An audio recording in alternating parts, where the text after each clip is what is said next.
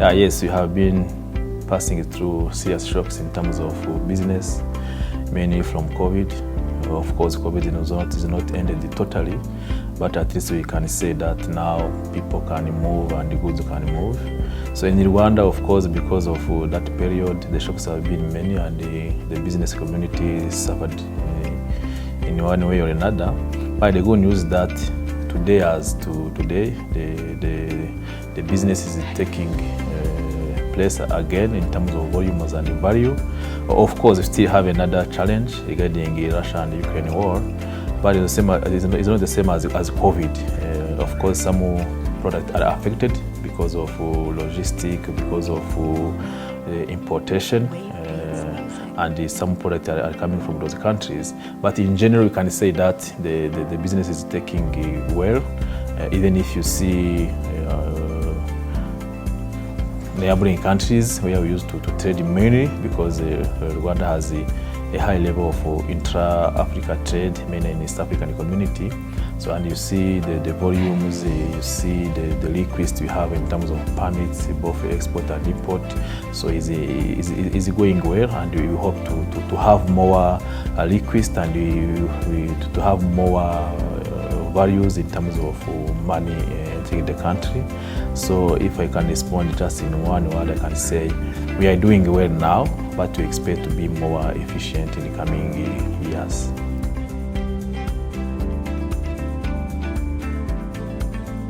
The international community, of course, we have some formal markets in countries like Europe, where we send mainly horticultural product or agricultural product, tea and coffee.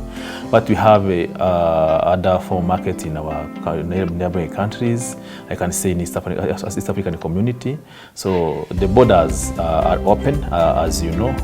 Only Burundi is where we still have some problems. But if you see the border with Congo, you see Rubavu and Bukavu.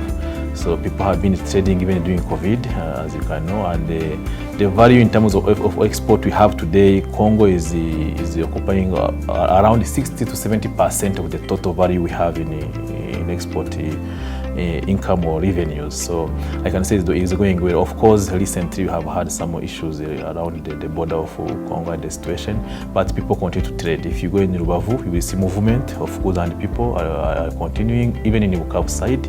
So what we do as a government is to continue to support the business community to have basic infrastructures alongside the border, in terms to have a warehouse where they can stock much products and goods.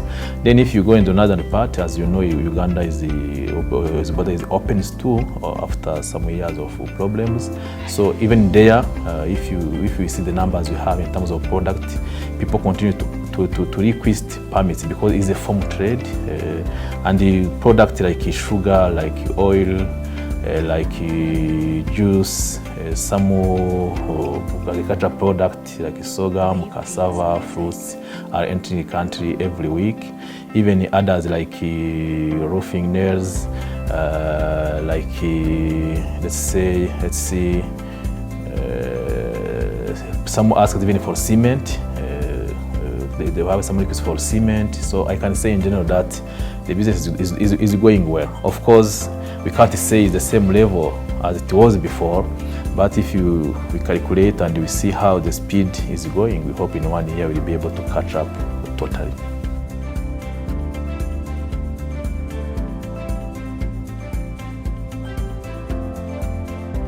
Licensing is not even for a country. Licensing is a tool on a trade agreement in order to make sure that the product you are asking to import or to export have the all required quality standards and all the list check to see if you're not importing or exporting substandard quality. So a license is just a process to make sure that the goods, the product are having the required international standards. Is it applied in all countries? It is applied in all countries, not only in East African community. Even people who are importing or exporting in Europe, in China, they have to look for a permit, a licensing. Even in Rwanda is requested. Even when you have to, For example, to export, let's take people who export coffee or tea or horticultural product or made in Rwanda, they have to seek for now export permit. Usually taxation is a part of treaty and agreement countries have, or bilateral or multilateral. If I take an example of East Africa community, the tariffs will apply are the tariffs agreed in the Treaty of East African Community and is harmonized across countries. So how we treat Uganda, how we treat Tanzania, Kenya, Burundi, Congo is the same. The level of tariffs is agreed and is applied in that way, what we call customer tariffs. So what we can say, Rwanda doesn't have a particular tax because we belong to multilateral agreement to apply what we agreed with other countries.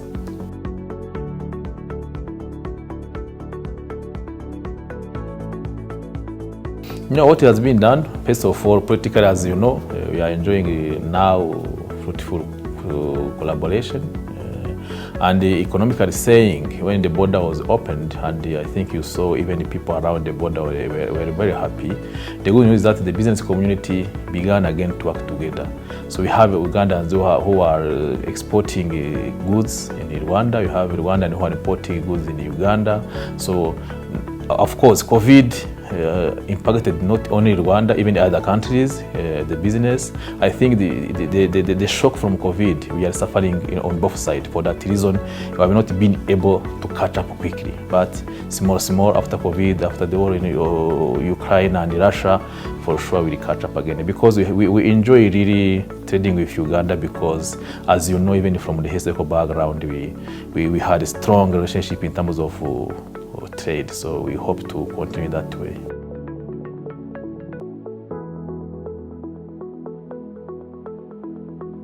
When you put in place a commission, is there just not only even to analyze the issues or problems, but even to create opportunities. So I think the permanent commission will help really to unlock in all sense our relationship with Uganda and the Rwandans and Ugandans in terms of population. So it's a good way to put in place I can say a tool to work together. So meaning that any problem, any opportunity, people can sit and they can work together. So it will be beneficial for the both community. Yes, we are piloting among other 7 countries, as you know. And Rwanda being in the East African community, of course, there is even Kenya around. For sure, East African countries will benefit in terms of having a chance to trade direct with other countries, 54 African countries.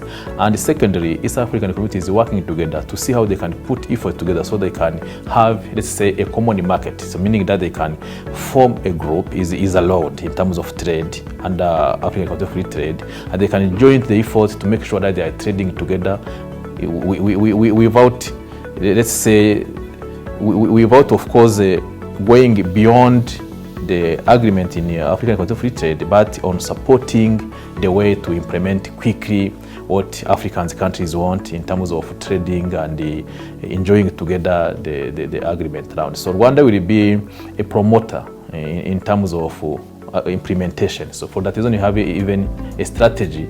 Is not only on Rwanda side, but it's started to implement African Continental Free Trade, so other countries can even have a chance to learn from there to work with us. So we think it's a chance to have Rwanda in East Africa and being a piloting country during this phase we are going to go on African Continental Free Trade.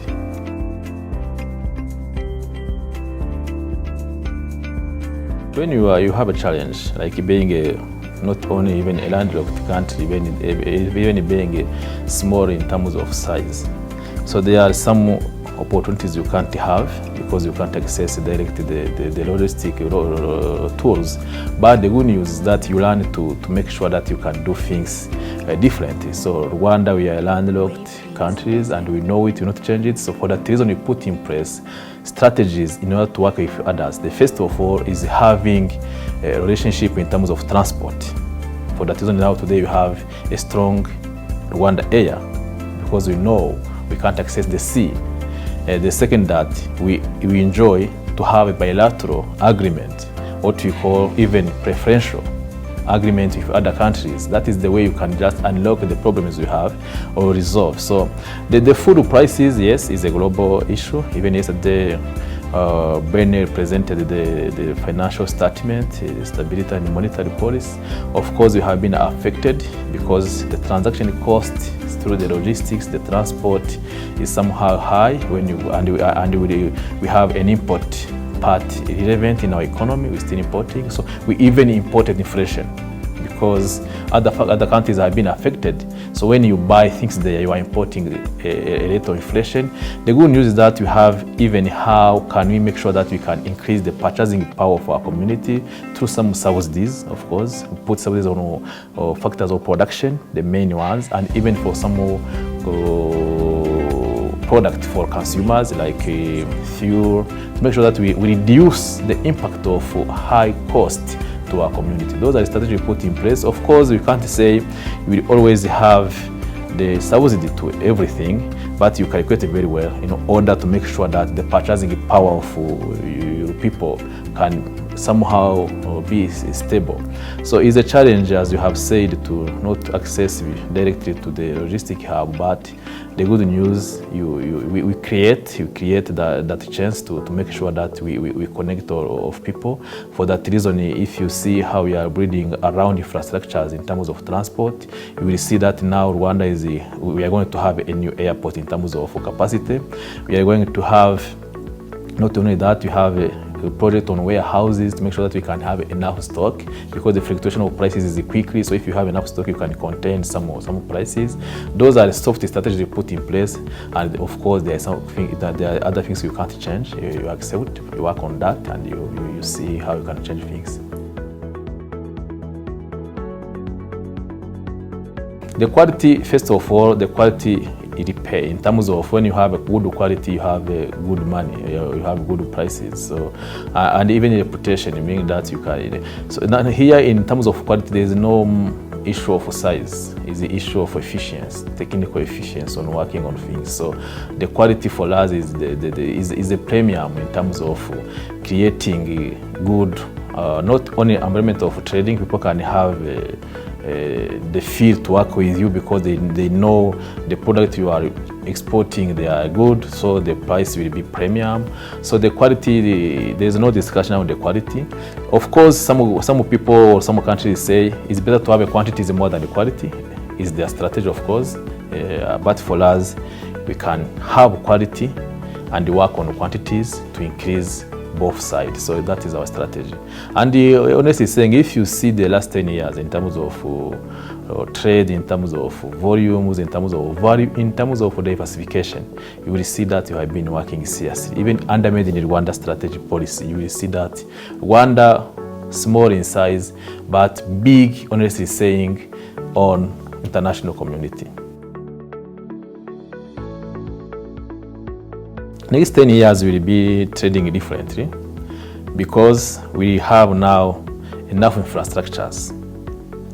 We will trade, but it will be even a place where people can come and trade. So we want to make sure that Rwanda, as in Central Africa, will be in the center of the business community. People can come here to buy things for the export. People can pass here to do business around our countries. So it will be differently, but the big part of it will be digitalization. Now we are developing e-commerce to reduce even the problems we have in terms of landlocked the country.